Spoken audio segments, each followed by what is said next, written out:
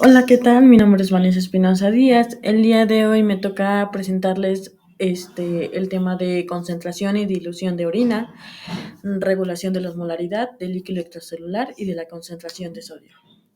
Este está ubicado en el capítulo 29. Comencemos.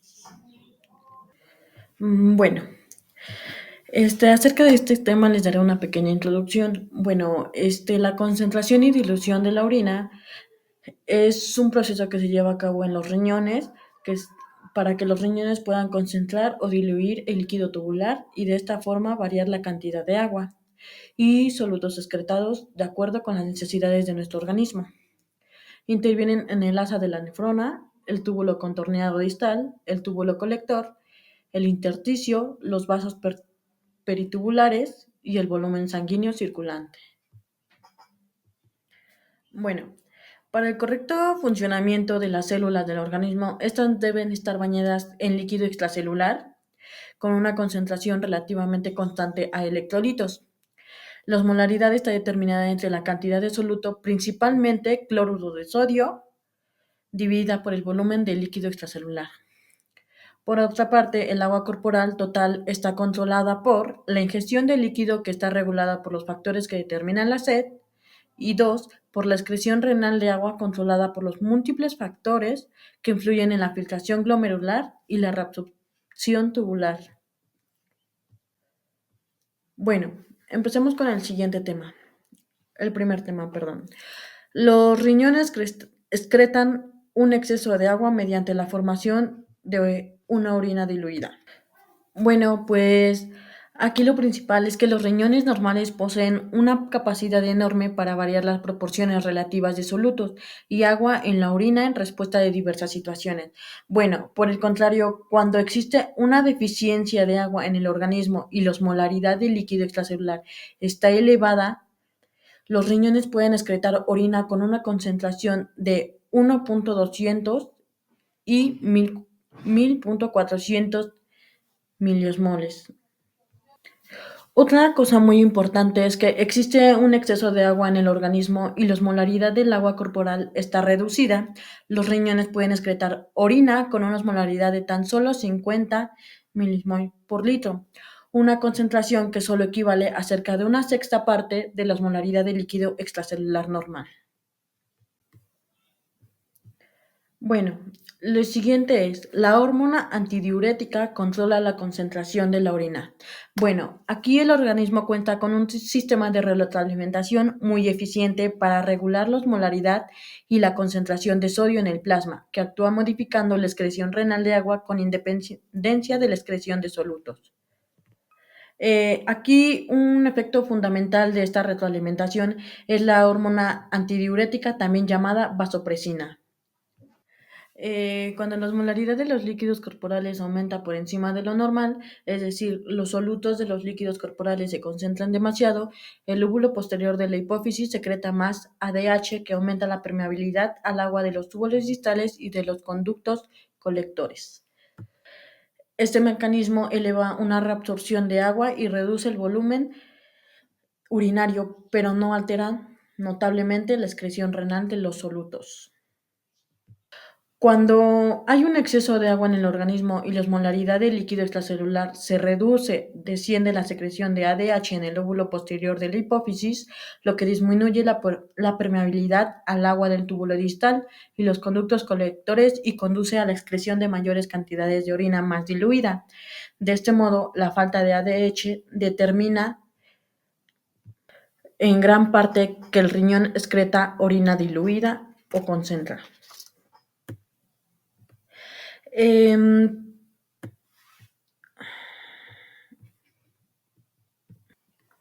Bueno, en esta siguiente imagen sigue el sistema de retroalimentación osmorreceptora ADH. Deficiencia de agua, osmolaridad, secreción de ADH, ADH plasmática, permeabilidad en los túbulos distales y colectores. Bueno, mecanismos renales para excretar una orina diluida. El riñón puede excretar hasta 20 litros por día de orina diluida con una concentración de tan solo 50 milismol. Algo muy importante es que el riñón realiza esta impresionante tarea reabsorbiendo continuamente solutos sin reabsorber grandes cantidades de agua en las porciones distales de la nefrona. El volumen urinario aumenta alrededor de 6 veces con respecto a lo normal con los 45 minutos posteriores a la ingestión del agua. Sin embargo, la cantidad total de soluto excretado permanece relativamente constante, ya que la orina formada llega a ser diluida y la osmolaridad urinaria disminuye desde 600 hasta de 100. Eh, Cuando el filtrado glomerular está recién formado, su osmolaridad es aproximadamente la misma que la del plasma, 300 milismol. Bueno, el líquido tubular continúa isosmótico en los túbulos proximales. El líquido del túbulo proximal permanece isosmótico respecto al plasma con una osmolaridad aproximadamente de 300. A medida que el líquido fluye a través del túbulo proximal, el agua y los solutos se reabsorben en igual porción, de forma que se producen pequeños cambios en la osmolaridad. Ya que de igual manera el líquido pasa por el asa descendente de L, el agua se reabsorbe por ósmosis y el líquido tubular alcanza el equilibrio intersticial circundante de la médula renal, que es muy hiperosmótico, alrededor de 2 o 3 veces la osmolaridad del filtrado glomerular en su origen. Seguimos con el líquido tubular se diluye en el asa ascendente de L. Bueno, en la rama ascendente de la asa de L, especialmente en el segmento grueso, se reabsorben con avidez el sodio, el potasio y el cloruro, pero esta porción del segmento tubular es impermeable al agua, incluso en presencia de grandes cantidades de ADH. Independientemente de si hay o no ADH, el líquido que abandona la parte inicial del segmento tubular distal es hiposmótico con una osmolaridad que es tan solo alrededor de la tercera parte de la osmolaridad del plasma. El líquido tubular se diluye aún más en los túbulos distales y colectores si no hay ADH. A medida que el líquido diluido de la porción inicial del túbulo distal pasa a la porción final, el túbulo contorneado del túbulo distal, el conducto colector cortical y el conducto colector medular, se produce una reabsorción adicional de cloruro de sodio. Si no hay ADH en esta porción del túbulo es igual impermeable al agua, con lo que la reabsorción adicional de soluto hace que el líquido tubular se diluya todavía más, reduciendo su osmolaridad hasta tan solo 50 milimol. El líquido tubular se diluye aún más en los túbulos distales y colectores si no hay ADH. Bueno. Los riñones conservan agua excretando una orina concentrada. El agua se pierde continuamente a través de diversas vías como los pulmones por evaporación con el aire expirado, el aparato digestivo a través de las heces, la piel a través de la evaporación y la sudoración y los riñones a través de la excreción de orina. El riñón humano puede lograr una concentración máxima de orina de 1.200 a 1.400, 4 o 5 veces la osmolaridad del plasma. Algunos animales del desierto, como el ratón saltador de Australia, puede concentrar la orina hasta de 10.000. Los animales adaptados a los ambientes de agua dulce suelen tener una capacidad de concentración de orina mínima. Por ejemplo, los castores pueden concentrar la orina a solo 500 milismol.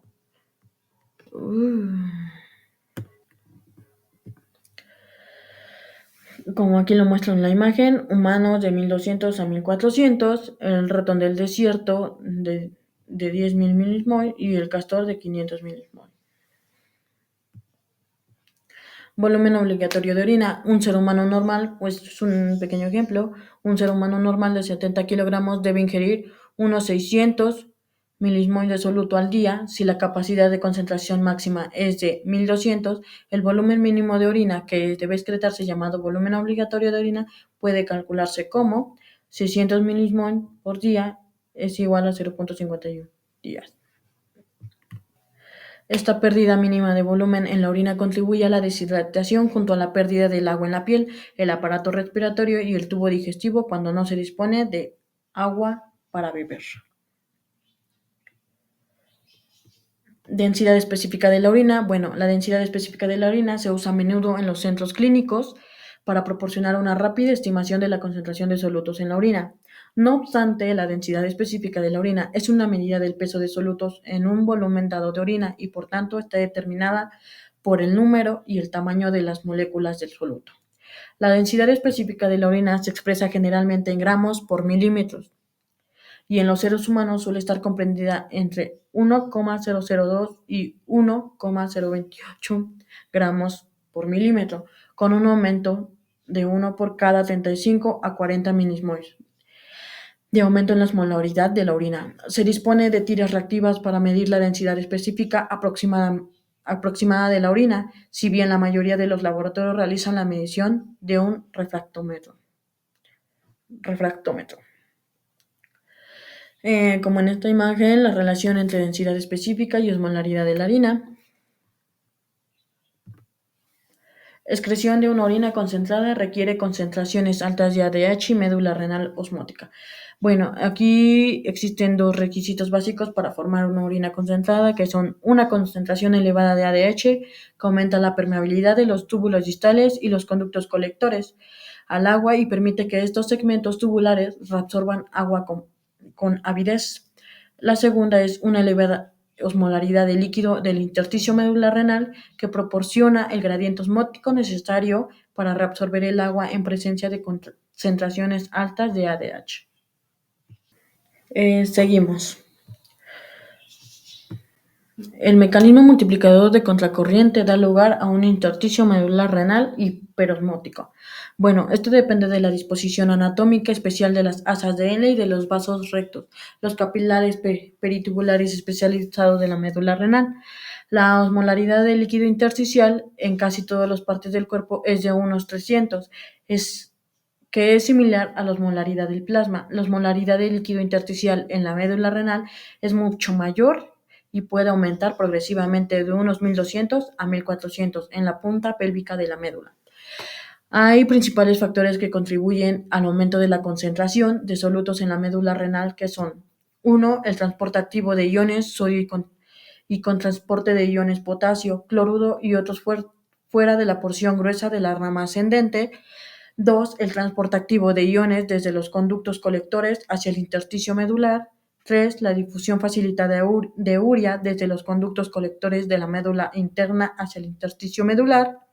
Y 4. La difusión de tan solo pequeñas cantidades de agua desde los túbulos medulares hacia el intersticio medular, mucho menor que la reabsorción de solutos hacia el intersticio medular. Continuamos. Estas son algunas características especiales del asa de L que hacen que los solutos queden atrapados en la médula renal. Las características del transporte que tienen lugar en las asas de L, junto con las propiedades de los túbulos proximales, los túbulos distales, los túbulos colectores medulares internos, que son los siguientes. Aquí, como muestran la tabla, su estructura está en el túbulo proximal, rama descendente fina, ascendente gruesa, túbulo distal, túbulo colector cortical, conducto colector, médulo interno. Esta está dividida en transporte activo y la permeabilidad de cada uno. Pasos implicados en la hiperosmolaridad del intersticio medular renal. Bueno, 1. La bomba de iones activa de la rama ascendente, gruesa del asa de L, reduce la concentración dentro del túbulo y eleva la concentración intersticial. 2. El límite del gradiente es de unos 200 milismol porque la difusión paracelular de iones da vuelta al túbulo compensa finalmente el transporte de iones fuera de la luz cuando se consigue un gradiente de concentración de 200. El siguiente, paso número 3, consiste en que el líquido tubular en la rama descendente del asa de L y el líquido intersticial alcanzan con rapidez el equilibrio osmótico. 4. Es un flujo adicional de líquido hacia el asa de L desde el túbulo proximal que hace que el líquido hiperosmótico formado antes de la rama descendente fluya hacia la rama ascendente. El quinto, después y de nuevo, el líquido que está en la rama descendente alcanza el equilibrio con el líquido intersticial medular hiperosmótico.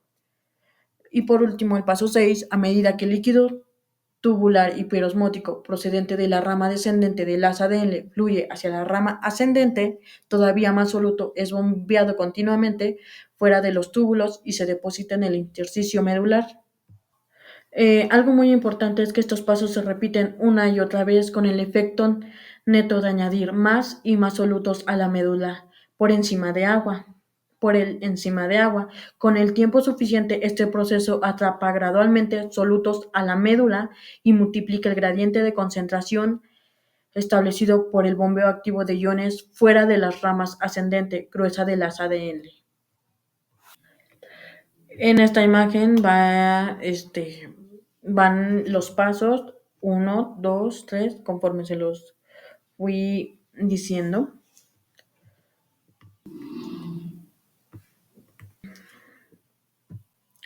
Función del túbulo distal y de los conductores colectores de la excreción de una orina concentrada.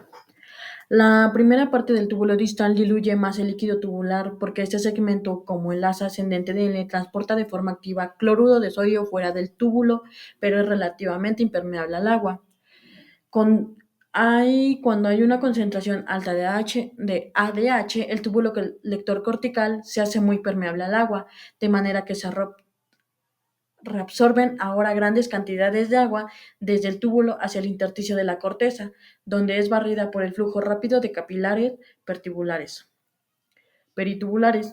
El agua reabsorbida sale por los vasos rectos hacia la sangre venosa. Cuando hay concentraciones elevadas de ADH, los conductos colectores se hacen permeables al agua, de manera que el líquido al final de los conductos colectores tiene prácticamente la misma osmolaridad que el líquido intersticial de la médula renal, unos 1200 milimol. La urea contribuye a la hipermosmolaridad del intersticio medular renal y a la forma de una orina concentrada. Bueno, esta contribuye alrededor de un 40-50% de la osmolaridad del intersticio medular renal. Cuando el riñón está formado, una orina concentrada al máximo. Al contrario que el cloruro de sodio, la urea se reabsorbe de forma pasiva desde el túbulo. En presencia de concentraciones elevadas de ADH, el agua se reabsorbe rápidamente desde el túbulo colector cortical y la concentración de urea aumenta rápidamente porque la urea no es muy difusible en esta parte del túbulo. Esta difusión está muy facilitada por transportadores de urea UT-A1 y UT-A3. El movimiento simultáneo de agua y urea fuera de los conductos colectores medulares internos mantiene una elevada concentración de urea en el líquido tubular. La recirculación de la urea desde el conducto colector hasta el asa ADN contribuye a la hiperosmolaridad de la médula renal. En general, la expresión de urea está determinada sobre estos tres factores, que es la concentración de la urea en el plasma, la filtración glomerular, la reabsorción de urea tubular renal. Aquí en esta imagen es la recirculación de la urea reabsorbida desde el conducto colector medular hacia el líquido intersticial. La recirculación de la urea desde el conducto colector hasta el asa ADN contribuye a la hipermolaridad de la médula renal. El intercambio por el contracorriente en los vasos rectos conserva la hiposmolaridad en la médula renal. La médula renal debe llevar un flujo de sangre que cubra las necesidades metabólicas de las células de esta parte del riñón. Hay características muy importantes. El flujo sanguíneo medular es bajo, suponiendo menos de un 5%. Un 5% del flujo sanguíneo renal total.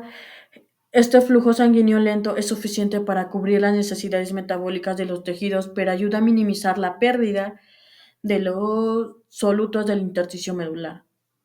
Los vasos rectos sirven de intercambiadores por contracorriente, lo que minimiza el elevado de solutos del intersticio medular. Y la estructura en forma de U de los vasos minimiza la pérdida de solutos desde el intersticio, pero no impide el flujo en masa de líquido y solutos hacia la sangre a través de las presiones hidrostáticas y coloidosmóticas, que favorecen la reabsorción de estos capilares. La imagen que es de la estructura de U, que es el intercambio por contracorriente en los vasos rectos. El plasma que fluye por la rama descendente de los vasos rectos es cada vez más hiperosmótico por la difusión del agua fuera de la sangre y la difusión de solutos desde el líquido del intersticio renal hacia la sangre. El aumento del flujo sanguíneo medular reduce la capacidad de concentrar la orina. Ciertos vasodilatadores pueden aumentar de forma acentuada el flujo sanguíneo en la médula renal, con lo que lavan parte de los solutos de la médula renal y reducen la capacidad máxima de conectar la orina. Como se comentó antes, la capacidad máxima de concentrar la orina del riñón está determinada no solo por la cantidad de ADH, sino por la osmolaridad del líquido intersticial de la médula renal. Y como por último, el resumen del mecanismo de concentración de la orina y de los cambios de la osmolaridad en diferentes segmentos tubulares. El túbulo proximal, alrededor del 65% de la mayoría de los electrolitos filtrados se reabsorben en el túbulo proximal. Asa descendente de L, a medida que el líquido fluye por el asa descendente de L, el agua se reabsorbe hacia la médula. Asa ascendente fina de L. La rama ascendente fina es prácticamente impermeable al agua, pero reabsorbe parte del cloruro de sodio. Asa ascendente gruesa de L. La parte gruesa del asa ascendente de L es prácticamente impermeable al agua, pero grandes cantidades de sodio, cloruro y potasio y otros tipos de iones se transportan activamente desde el túbulo hacia el intersticio medular. Primera parte del túbulo distal. La primera parte del túbulo distal tiene propiedades similares a las del asa ascendente gruesa de L, de manera que la dilución del líquido tubular tiene lugar a medida que los solutos se reabsorben. Y por último sería la porción final del túbulo distal y túbulos colectores corticales. La osmolaridad del líquido depende de la concentración de ADH.